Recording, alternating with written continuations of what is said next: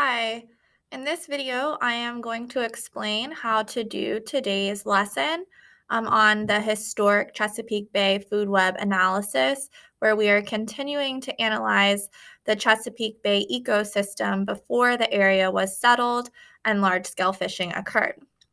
This assignment is located in Google Classroom under the classwork section. It is part of our biodiversity unit, and it is titled Historic Chesapeake Bay Analysis. So you'll open that assignment and we can see our directions. The directions say that this assignment contains two attachments. First, there is a resource, and second, there is your assignment. Step 1 is to analyze the attached slide of the Chesapeake Bay food web before settlers to learn about organism interactions in this ecosystem before the area was settled and large-scale fishing occurred. If you scroll down in the assignment, as you can see on my screen, this Google slide is the food web for your resource for you to analyze. So I clicked on that slide and opened it up, and now I can see the Chesapeake Bay food web. The yellow box tells me to click the zoom button in the top left corner so that I'm able to read it. So I find my magnifying glass over here on my screen in the top left. I click zoom and I'll zoom to 100%. So now I'm able to read my food web. The key of the food web is located at the top. So here I can see the different colors indicate the organism's level on the food web, purple being tertiary consumers, all the way to blue being decomposers. The arrows represent the strength of the organism interactions. So if it is a solid, large arrow, then that interaction is strong. But if it is a smaller dotted line arrow, then that interaction is weak. We can also see how abundant or how much of the organism exists in the ecosystem by the circles. So if the circle is darkly shaded and colored in, like the seal is darkly shaded purple, then there are a lot of seals. Seals are abundant. But if the circle has an outline and then it's only lightly shaded in, then that organism is rare. So looking at this, I can see jellyfish are rare in this ecosystem. There aren't very many of them because it has an outline, but then it's only lightly shaded. So now that I know how to review the food web that I'm going to be using today, I'm going to go back to my classwork tab and open that back up so that I can do step number 2. Step number 2 right here says answer the questions on your copy of the Google document Historic Chesapeake Bay Food Web Analysis Assignment. That's right here, this Google document that you have your own copy of. So I'm going to now open that tab, and it will take me to my own copy of the assignment Historic Chesapeake Bay Before Settlers Analysis. These directions at the top, once it's opened, tell me to analyze the historic Chesapeake Bay food web before settlers. If I click on that link, I see it's just taking me out to the same tab that I already have open of my food web.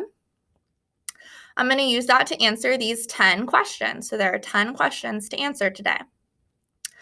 It also says to use the answer key from the previous lesson as needed to help you work. So we've already analyzed this a little bit. So I have attached the answer key, and so you can open that up right here. There is the link for the answer key, and you can use that as needed to help. And we want to use complete sentences as appropriate. So let's go ahead, and now that we're in our assignment and we know that we have 10 questions to answer before we turn it in, let's just make sure we know how to do each part. So number 1 says, notice that worms or arthropods are found in both groups C and E. What does this tell you about them? To answer that question, you'll need to click on the answer key from the previous lesson. So I'm clicking on my answer key.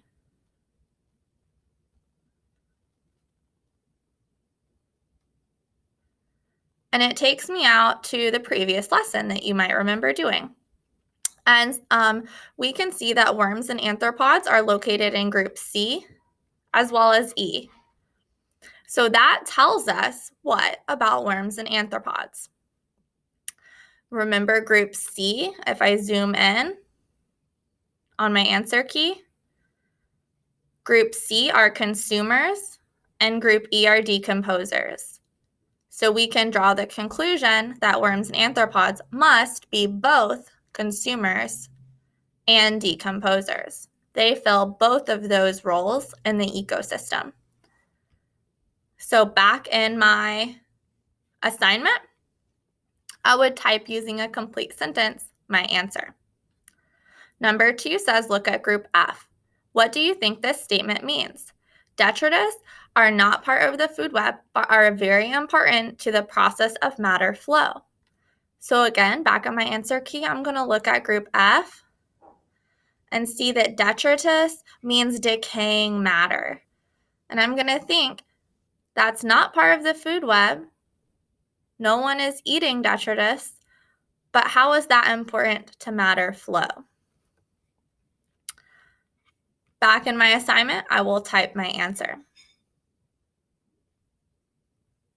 Question number 3 says, list the number of strong and weak interactions for each of the species components at the top of this chart. Count the number of strong and weak connections, arrows going to or from a species group to complete the chart below. Seafloor plants, number strong, number weak, total number. All right, so this part, we're going to have to use our food web. So I'm going to go to my food web, and I'm going to be looking for seafloor plants, and I'm going to be looking at their arrows. Seafloor plants are right down here at the bottom, and I'm going to count the number of arrows going from seafloor plants, and I see 1, 2, 3 arrows coming from seafloor plants. Now, are they strong or weak interactions? I have to look on my key. Are they solid or dotted line? I see 1 solid line going from seafloor plants and 2 dotted lines going from seafloor plants. So that means there's 1 strong interaction, 2 weak interactions for a total of 3 interactions. So back in my assignment, I will fill in 1 strong interaction, 2 weak interactions, 3 total interactions for seafloor plants.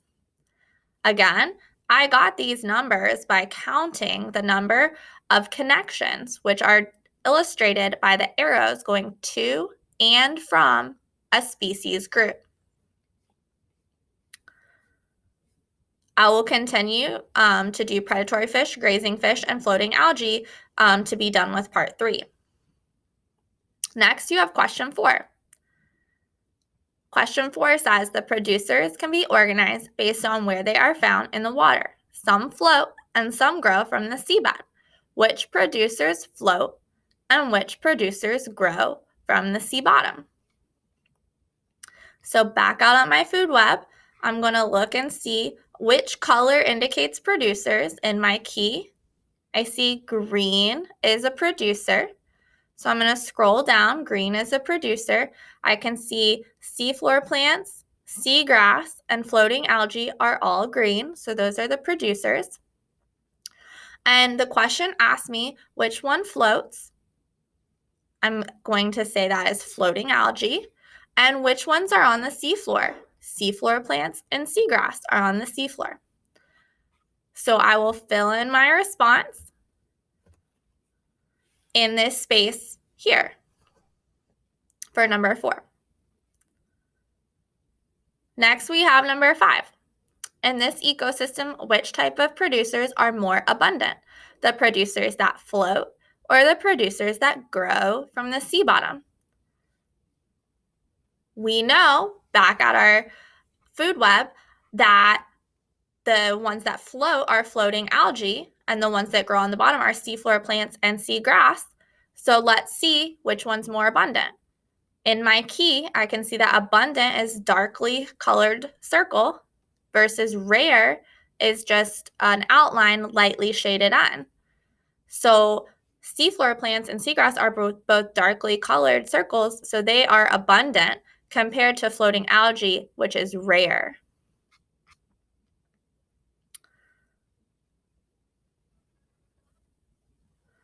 So the producers that are more abundant would be the ones that grow on the sea bottom.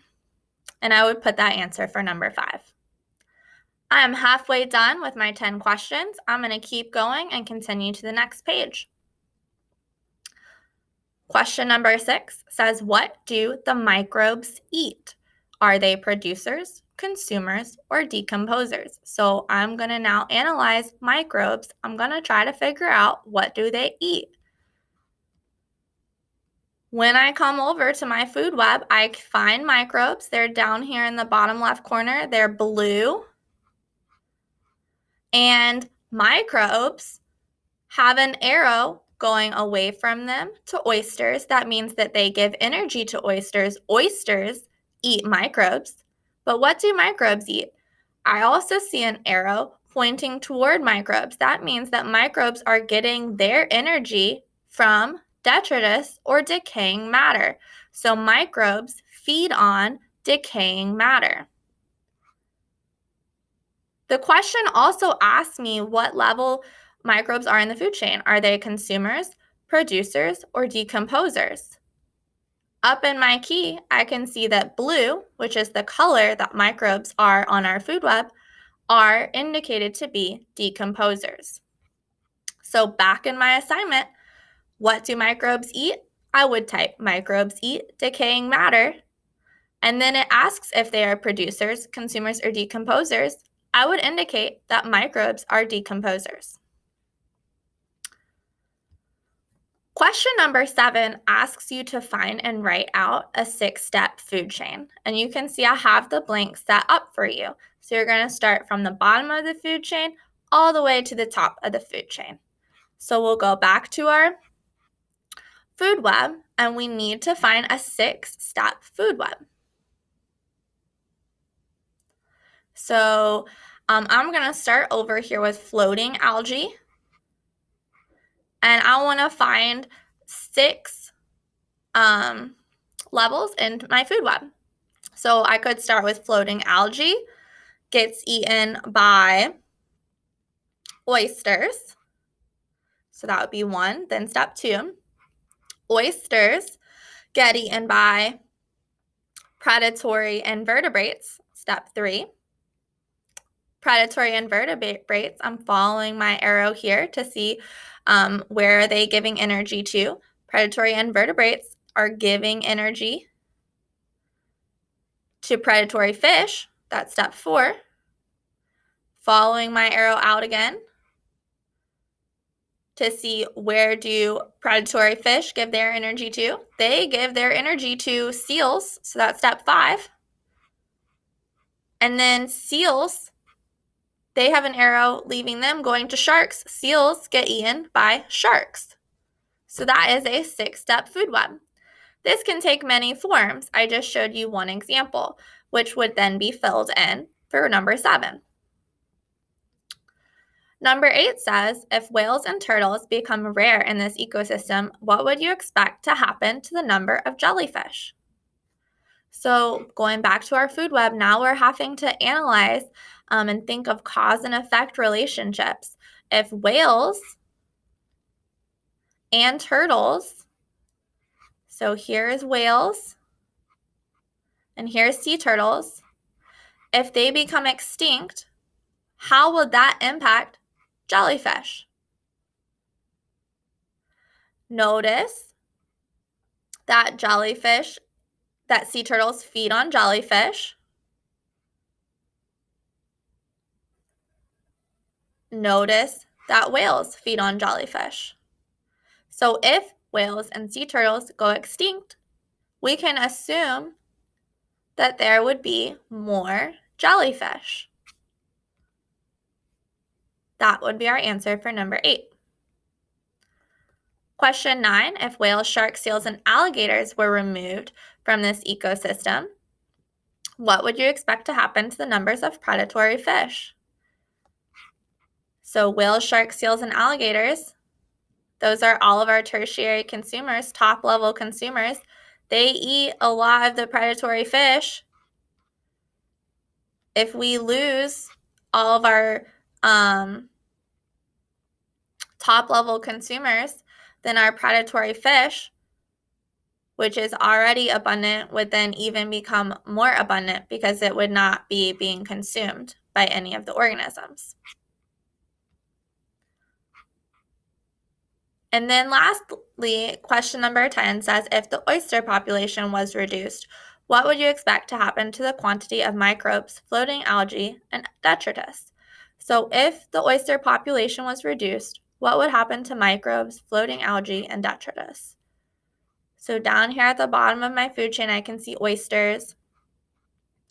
And if we take away the abundant oysters, if that is removed, and you can see that oysters feed on floating algae and detritus and microbes, then all of these rare species, microbes, floating algae, and detritus, would become more abundant because oysters would no longer be feeding on them.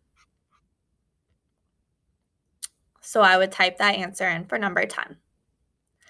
We have now gone over how to complete this assignment and how we should answer each of the questions. If you have any other questions, please private comment on your assignment so that I can help you. When you're completed with the assignment, you should click Turn In to receive credit.